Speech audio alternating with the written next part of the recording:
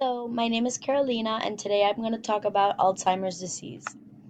So, Alzheimer's disease, or AD for short, is a neurodegenerative disease, meaning it causes loss of neurons in the brain and disrupts neurotransmissions, in particularly in the cortex of the brain.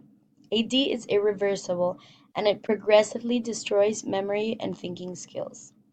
Currently, it accounts for 60 to 80% of all the dementia cases.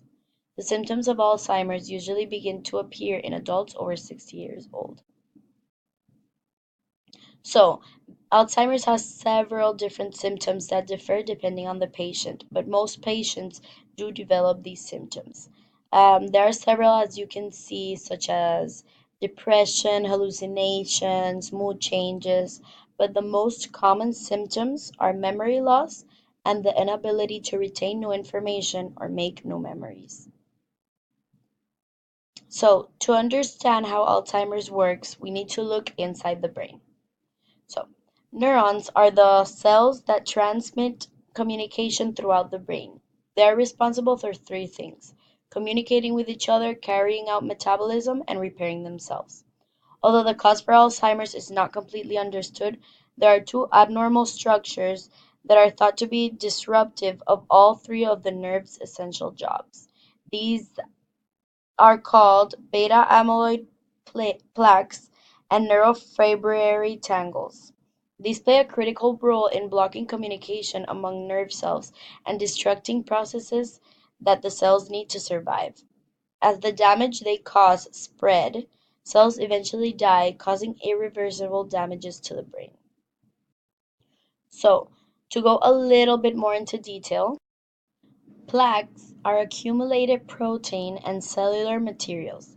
They form when amyloid precursor protein, or APP for short, that make part of the neurons are processed differently than they would normally do in a person without Alzheimer's. People with Alzheimer's release larger segments of APP, which are chemically sticky, so they bond together and form plaques outside of the neuron, and they get between neurons and disrupt the transmission from neuron to neuron. As you can see in the picture to the right, we can see the plaques that accumulate outside of the neuron and get between two. So, tangles are twisted fibers that build up inside the nerve cells. They are made when a protein called tau is modified. In normal neurons of people without Alzheimer's, tau stabilizes structures critical to transmission systems. In the brains of people with Alzheimer's, tau separate and parts of the neuron fall apart. These separated strands combine to form tangles inside of the neuron.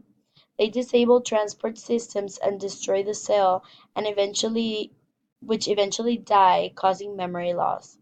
This causes the brain to shrink and lose function.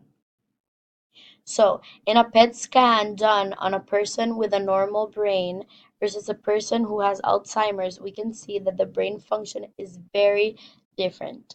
In the left, we see a very active brain with a lot of function, while in the right, we see a brain with not a lot of function or activity going on.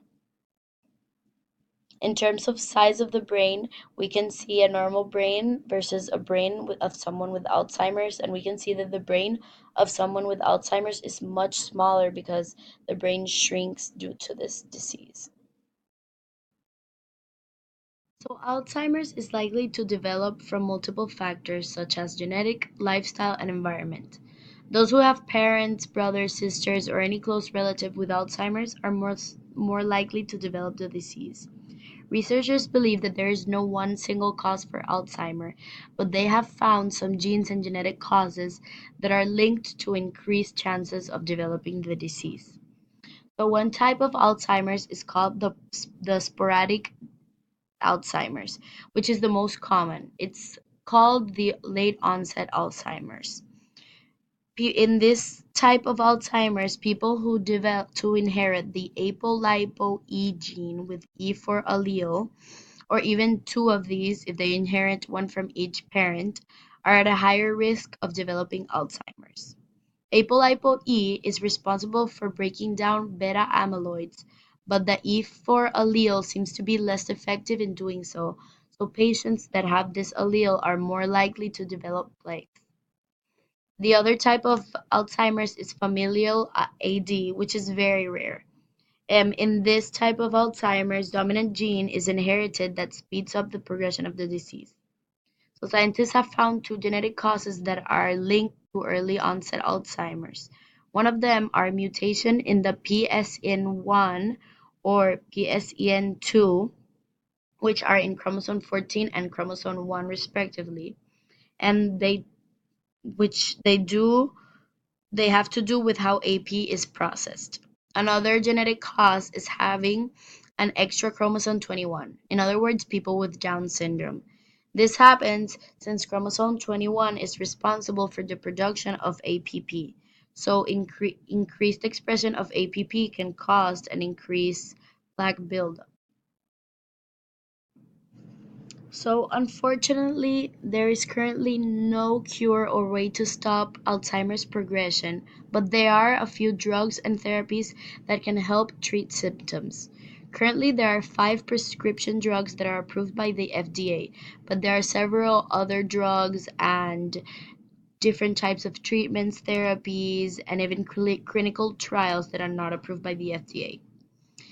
Some drugs can slow down symptoms like, for example, memory loss for a time, but it is important to understand that none of these medications actually stop the disease itself.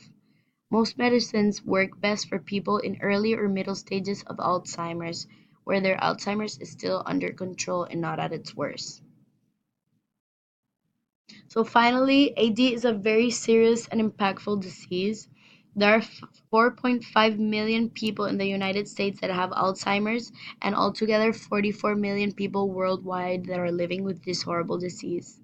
It is the sixth leading cause of the death in the United States, and it gives a huge physical and emotional toll not only to the patient but also their family members and caregivers. Some cases are so bad that these patients need 24/7 care and someone to watch over them. It is a very, very, very serious disease which has very sad consequences not only for patients but for their family members and loved ones. And one can only hope a discovery about the disease will be found soon and hopefully a cure. Thank you very much. For any other information, I put a link that has very good information about Alzheimer's. Thank you.